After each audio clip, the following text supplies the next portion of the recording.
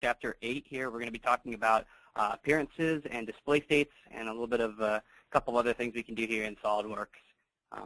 So hopefully you guys will pick up a couple things haven't seen before maybe, or see some interesting uses for how we can use appearances here in SolidWorks.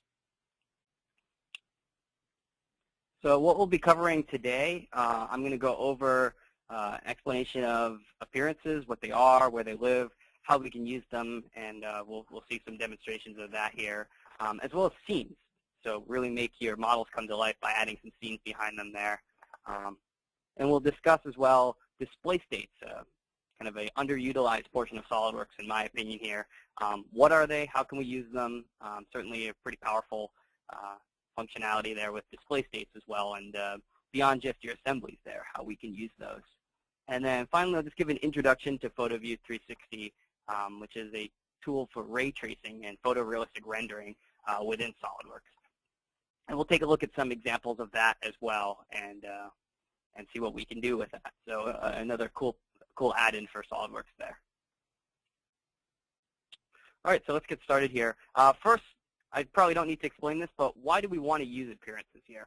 Now, it's really easy to pick on fast food here, so this is a pretty simple example, but which one of these do you want? The one on the left or the one on the right? And the obvious answer is the one on the left looks a lot better.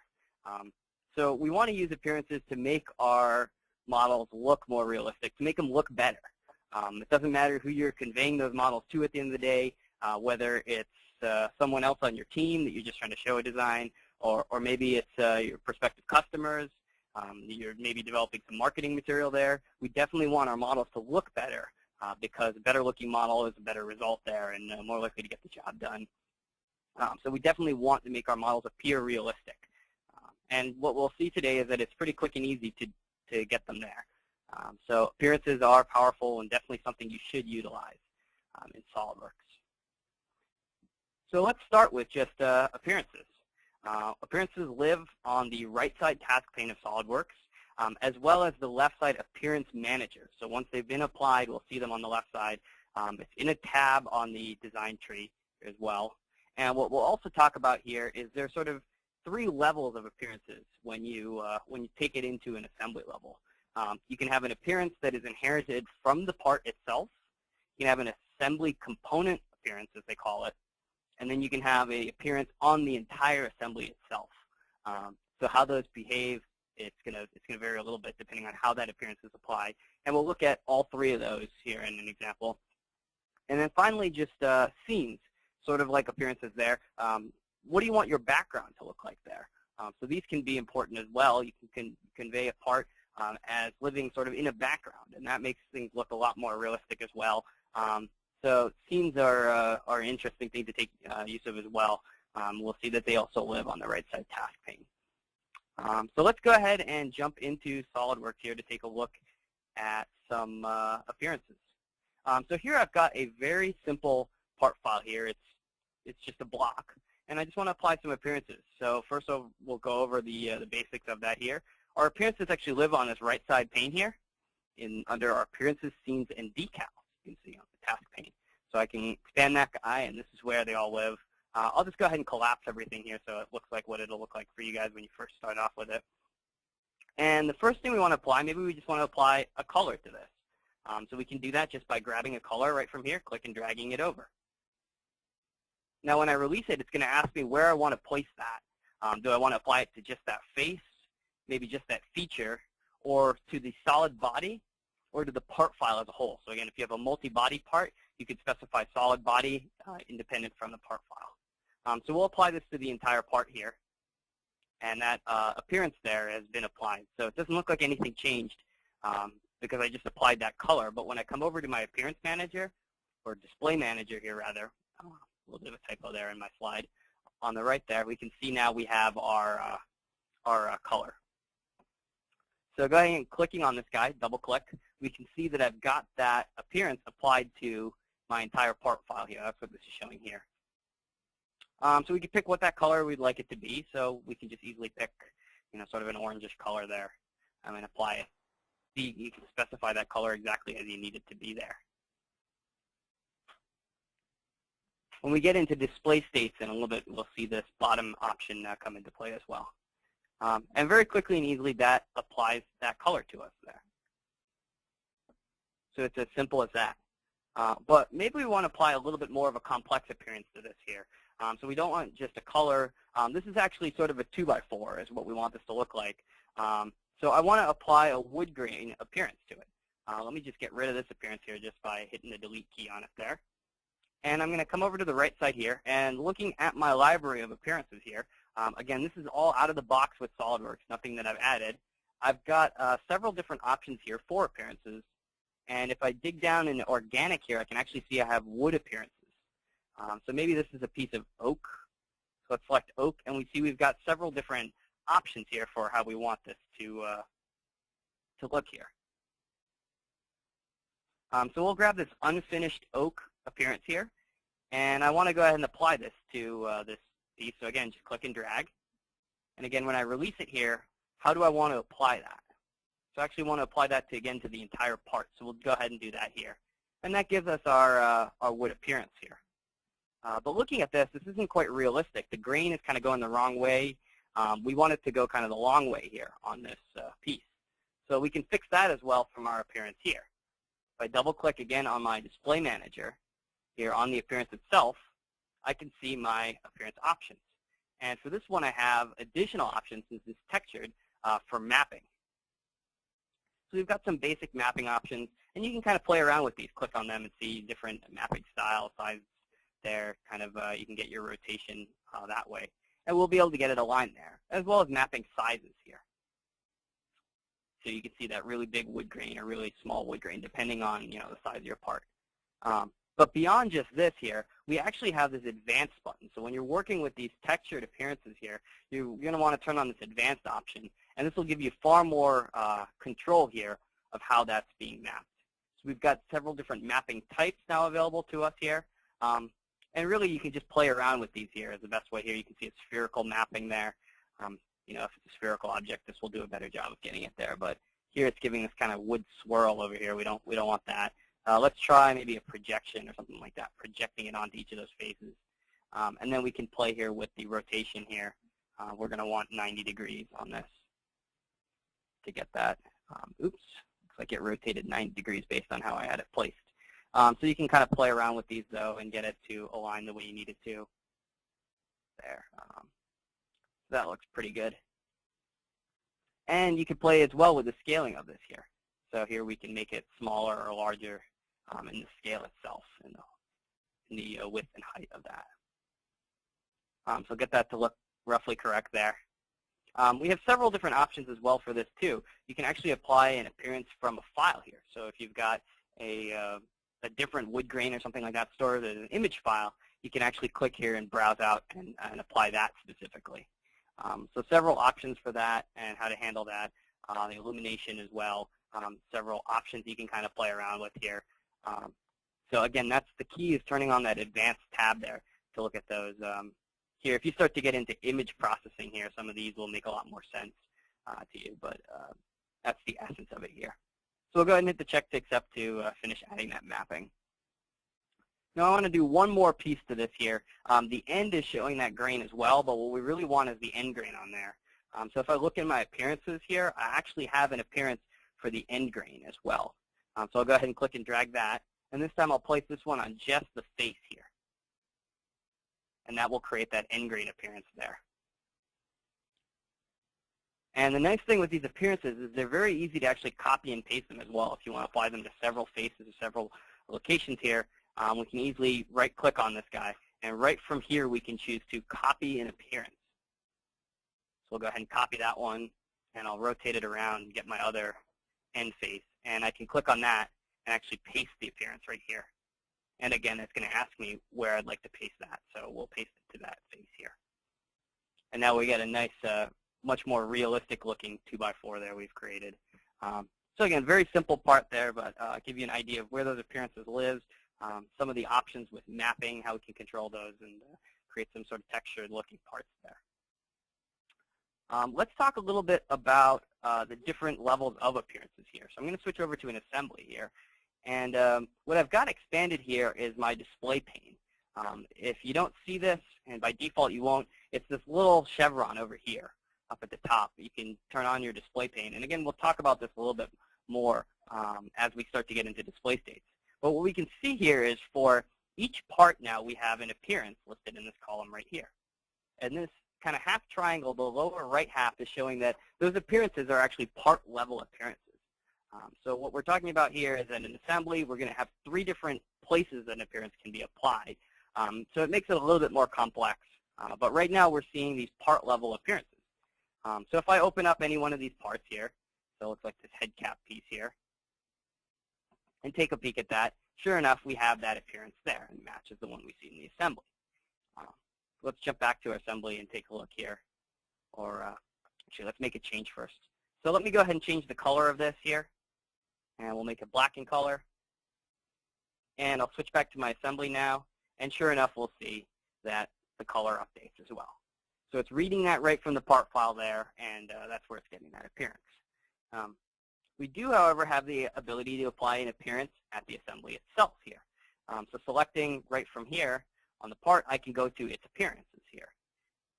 And we can see that's where that's coming from here as well. Clicking into this, I can choose to apply an appearance instead at what's called the component level in the assembly here. So let's see if we can make it a different color here at the component level.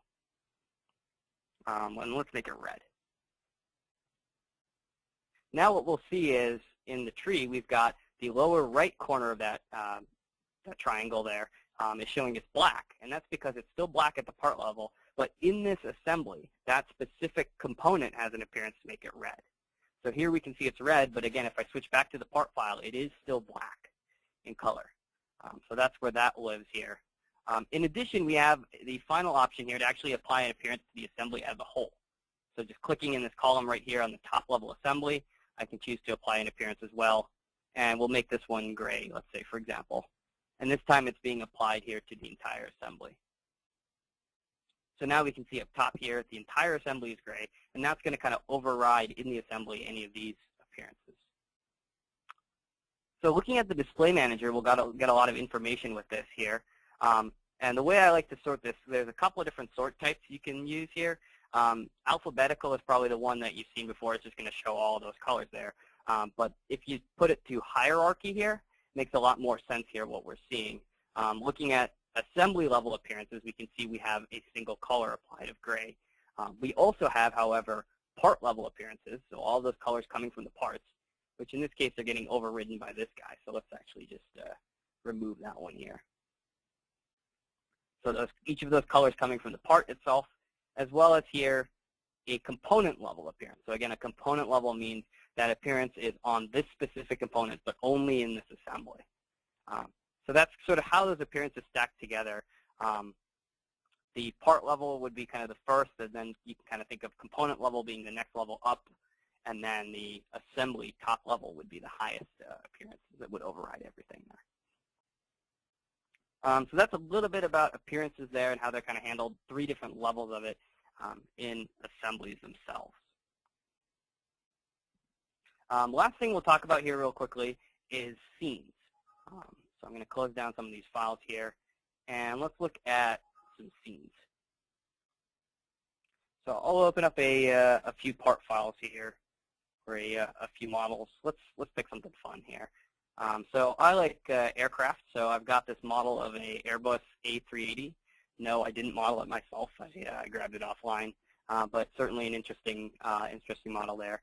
And we can apply scenes to this as well to make the background look a little bit more realistic than we have. So we've got kind of a gradient scene here, but from on the right side pane here as well, we have our scenes available to us. So I'll expand that here, and we have several different scenes. So you can see those as well. And so we can apply maybe some different coloring to it there in the background. And just by clicking and dragging there, we can see those different scenes. But what I really like to do with scenes here is, the end goal of this is to make a nice realistic looking model, or in this case, I like to see my airplanes fly.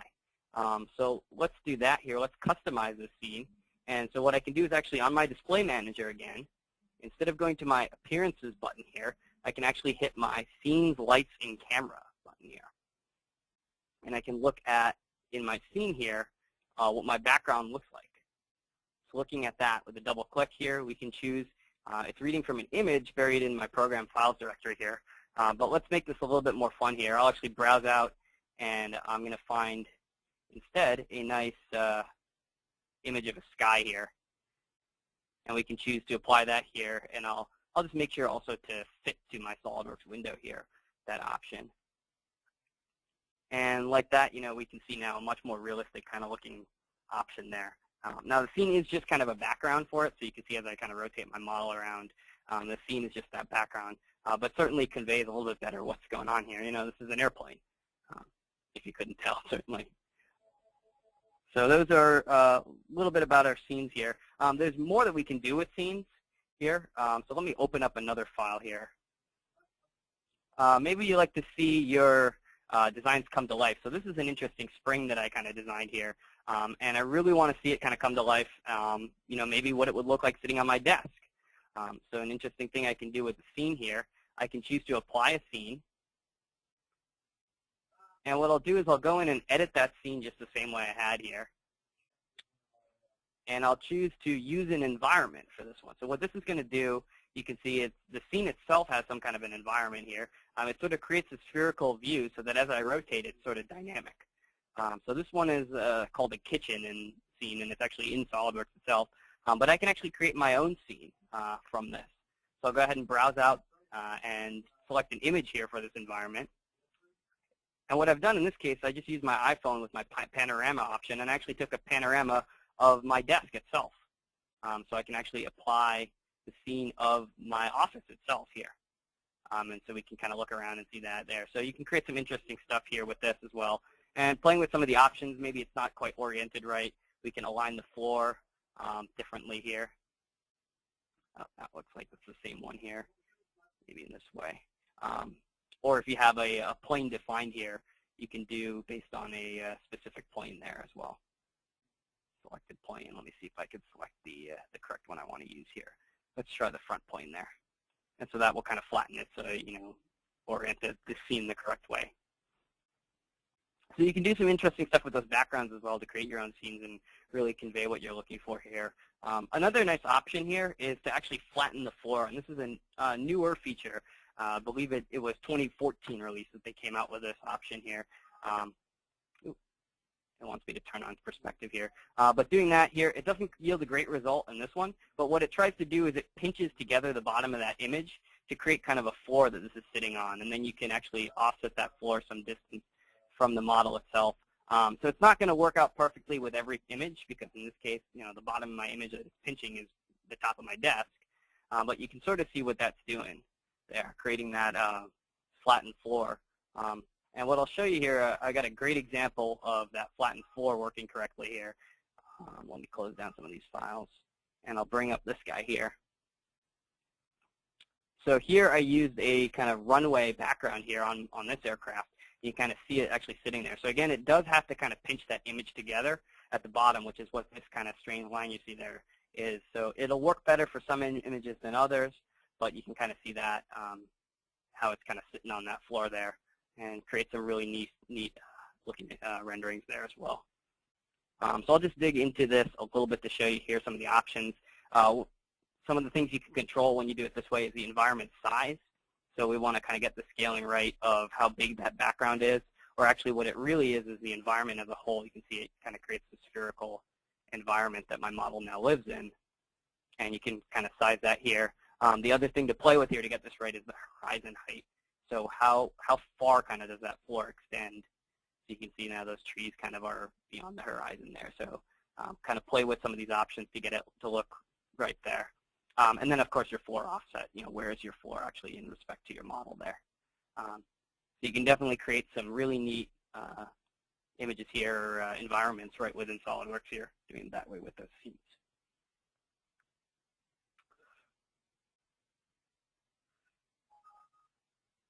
All right, let me jump back here to my presentation. And let's take this all one step further. So we've learned now a bit about appearances, but how can we control those different appearances? These renderings or these colorations are great, but we don't always want them in every model. Maybe for whatever reason we want to be able to control those a little bit further. One of the ways we can do that is with display states. So what a display state is, it's like a configuration, but it's for an appearance. So it basically saves the way a model looks, different features of it there. So some of the options we'll control, and we'll see, are the hide show. So in an assembly, what components are shown, what components are hidden. The display style itself. So that's great for when we want to create maybe some drawings of this here. How do we want items to be shown? Hidden lines removed, hidden lines visible, even wireframe, shaded with edges, without edges, etc. We can even control transparencies. And then, of course, our appearances and our colors, what do we want those to look like for a specific display state. So display states themselves are very powerful as a way to kind of organize your assemblies and visualize them. But one of the things I kind of alluded to, we can even use those in drawing views, and that's really where we leverage the power. And I see it as kind of an underutilized functionality there. So display states can make your life a lot easier in doing some of the things maybe you already do in drawings, but it's a better way of doing it. It stores it within the model itself, and then we kind of bring in that drawing view itself. So let's take a look at display states now. So let me again open up some files here to look at.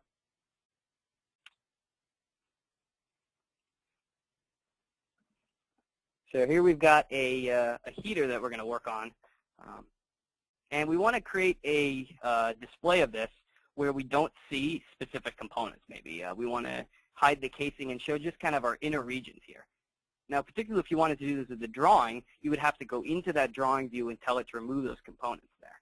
Or maybe you would do it with the configuration by actually suppressing those components. But we can do it with the display state as well. So let's see that here. I'm going to jump over to my configuration manager. And this is actually where my display states live, right at the bottom over here of this configuration manager. We can see every configuration has to have at least one display state here, or every file, rather, not configuration, has to have at least one display state, has to be shown in some form. But we can go ahead and create another one here by right-clicking and adding a display state. So in this display state, what I'll do is I'll just go ahead and rename it and say that this is just called our inner components. Oops. Yeah, see, I'm actually working in the new release here. So oops. Let's see what happened there.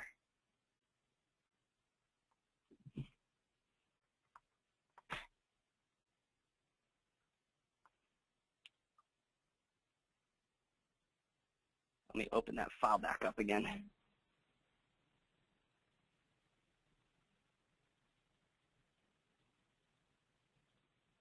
All right, getting back to where we were, let me create a new display state here. And in this display state, again, what I wanted to do was I wanted to show just these internal components here, just this fan, this power supply itself there, maybe that circuit board as well. So one of the things we can do here, a new feature that we actually introduced in 2015, if you guys saw it, the rollout, or if you haven't, maybe it's the first time you're seeing this here, we stole selection sets from Composer. If any of you guys use SolidWorks Composer, we finally stole those.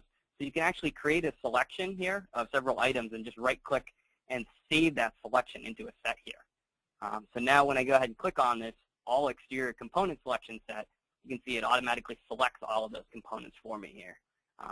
So great, productivity tool there, selection sets here. So I created a couple of these. I've expanded here my display pane again, and I can actually expand the selection set, and it shows all those components.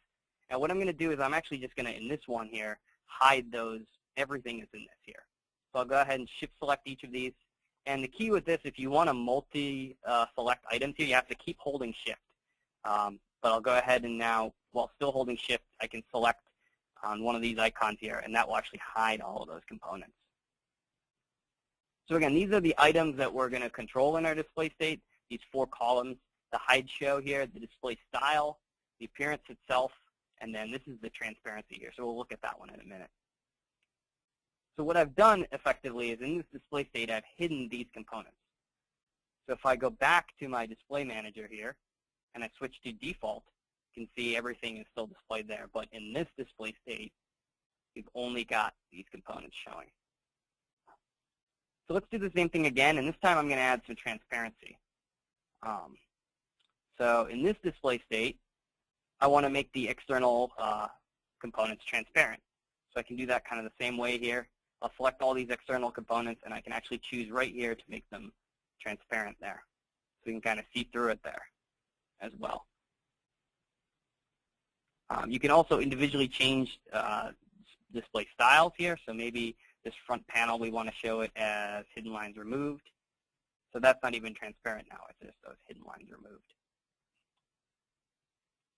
So we've created this in a display state. It's very easy to see it from the model, what we're looking for to visualize, and we can actually now use this in a drawing.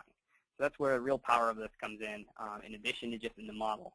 So let me just go ahead and make a drawing from this assembly real quick here.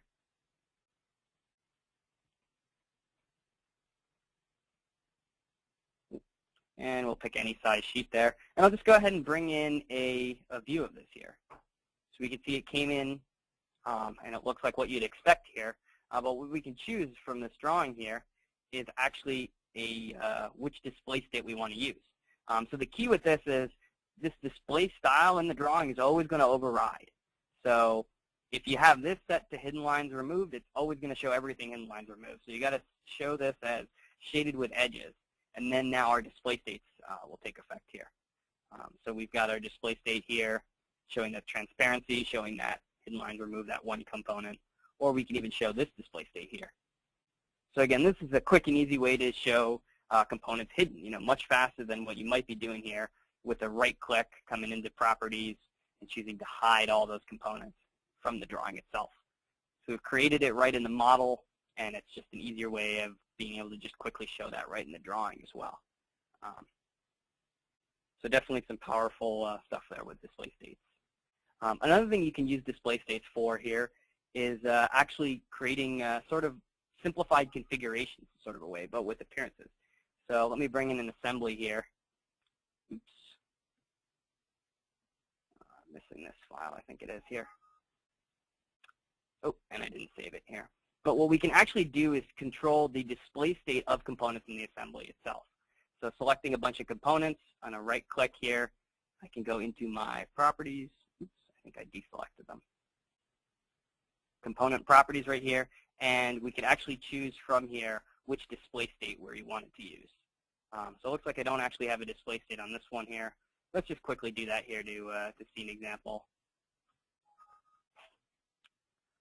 I'll add a display state to this guy.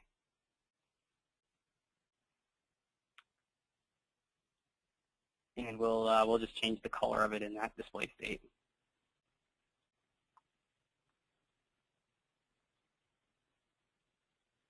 Now the key when you're changing the color in display state from here, you want to watch the option here at the bottom in display state. So let's make this one red in color, but we want to tell it not for all display states, for just this display state.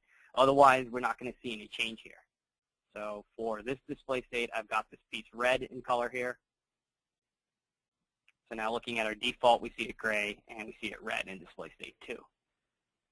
So coming back to our assembly now, we can quickly and easily change a whole bunch of these, in this case all of them, select my component properties, and I can tell them that I want it to be in that red display state. There. So it's sort of like configurations there again, but only for our appearances there, our display states.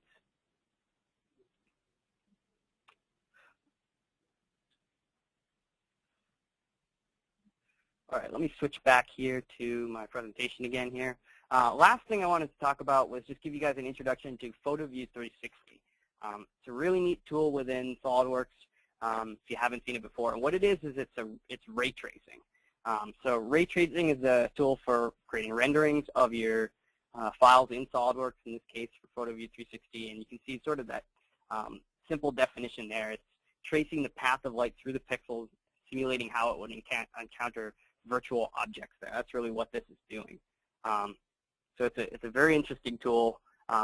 Again, the idea is to create realistic renderings of your model itself, which is great for marketing material that you need if you need to publish anything like that, or really just truly conveying it further than just screen captures from SolidWorks. And the way I like to describe it here, and the way I've heard it described is is sort of 60 to 80% of the way with just a few clicks. And what we mean by that is, if you work with anyone who does, image processing, they'll tell you the results you get out of PhotoView 360 aren't quite there. They need to play with some of the stuff a little bit.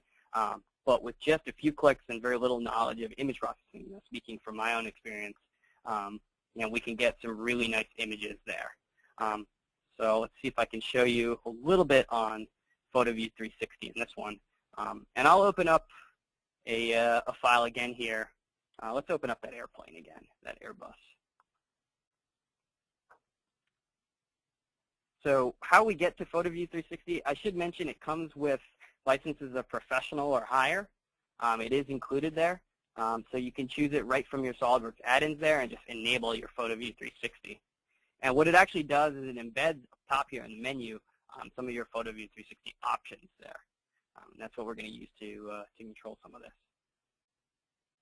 So I'm going to turn on a few things to make our life a little bit easier here, make it look a little bit more realistic, just some of my display modes, including real view graphics. And what real view is, by the way, I should mention, is it's sort of a dynamic ray tracing. It's not as powerful as something like PhotoView, but that's it's sort of the introduction to it there, and that's what it does here. So I'm in SolidWorks 2015, and so this is actually showing me a new feature of 15 as well. This is something called the render region that I've got on here. What it allows me to do is see an integrated preview of just a certain region of my model here. So right now I have PhotoView 360 on, but I'm not showing my rendering. I'm just showing kind of the graphics area, just my model itself. But if I go up to PhotoView 360 here, I can turn on an integrated preview here.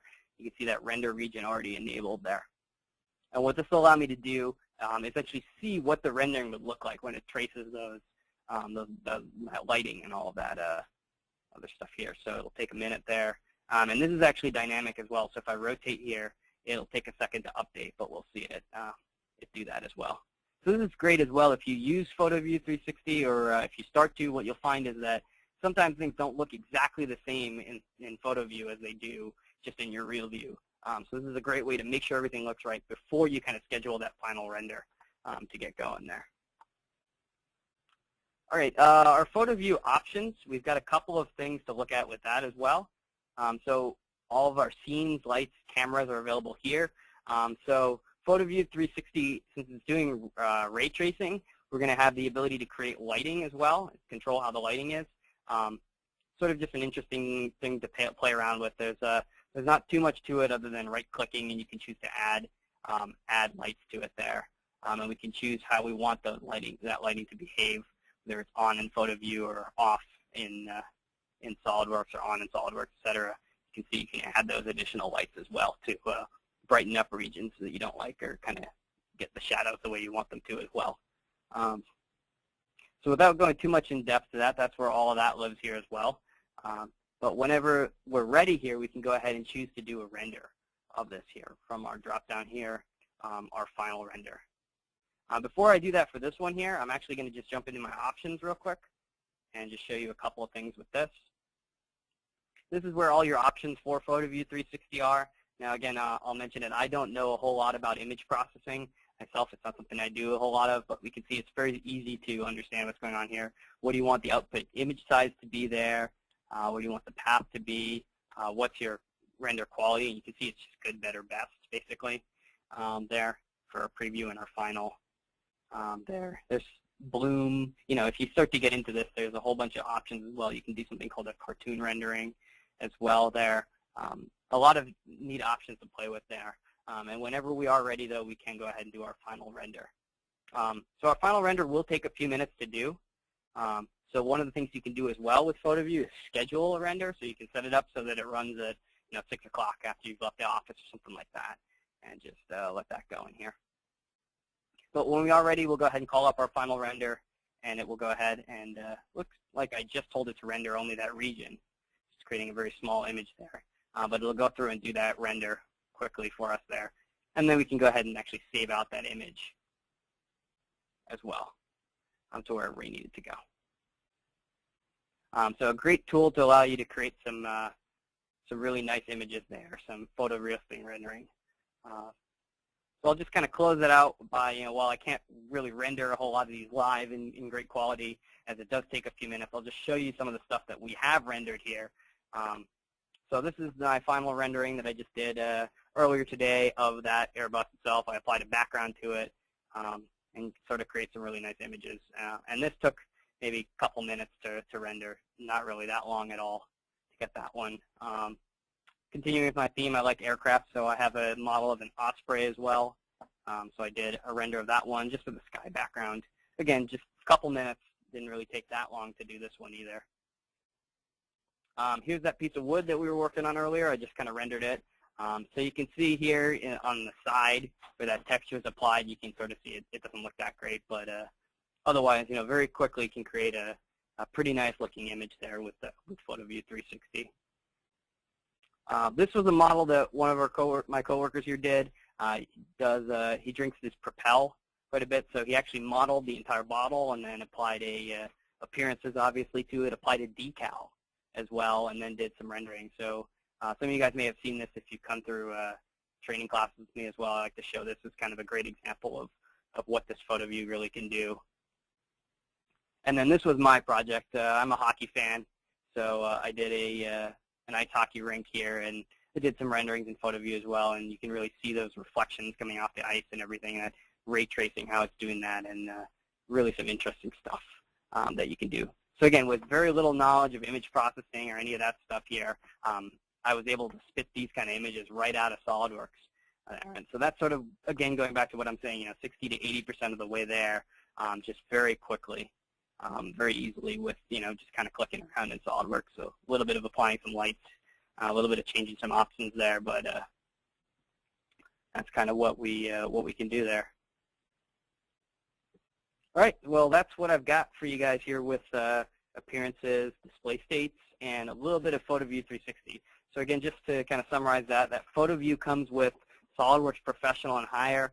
Everything else is right in, out of the box with SolidWorks there. So nothing you need to add in, nothing you need to install for that at all. All right, and my contact info is at the bottom as well. So if you guys have any questions, usually I try to do questions through this through the webinar here, but I found it doesn't work out all too well. So I'll leave this up for a minute here. You can take down my email, and feel free to shoot me an email if you have any questions on this, on the stuff I presented there with the appearances, and particularly those display states. Again, powerful stuff to definitely look into using if you guys aren't already. All right, well, that's, again, all I've got for you. So thank you guys for attending SolidNotes, and this was number 8. And keep tuned. We've got another one coming up next month. We do one of these about every month. So just keep an eye out for those. And if you have any feedback as well on topics you'd like for future presentations, we're open to suggestions for that as well. So feel free to shoot me those in an email as well. All right, thank you.